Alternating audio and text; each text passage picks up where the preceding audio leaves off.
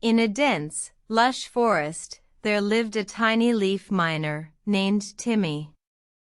Timmy was a hard-working insect, known for his intricate tunnels beneath the leaves. One day, Timmy noticed that his tunnels were not as neat as usual. They were crooked, uneven, and chaotic. He felt a pang of worry in his tiny heart. I must improve my work, he decided. But how? Timmy pondered and pondered, but his tiny brain couldn't find a solution. One day, Timmy met a wise old ant named Albert. Albert, known for his perfect rows and columns, heard Timmy's concern. "Let me show you the path to perfection," he said.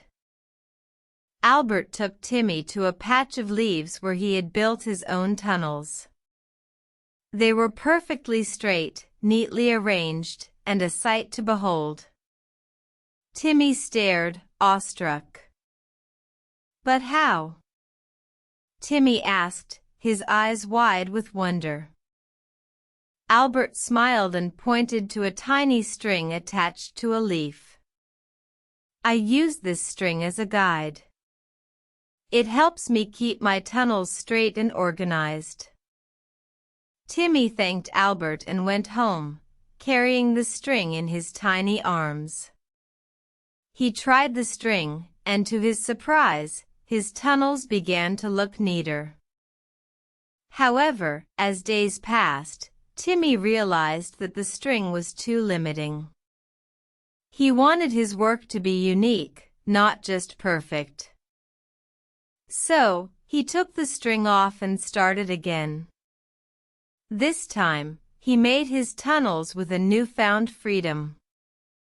They were still neat, but they had a unique charm to them. Timmy was happy. He had learned a valuable lesson that day. Perfection is not just about following rules, but also about expressing oneself uniquely.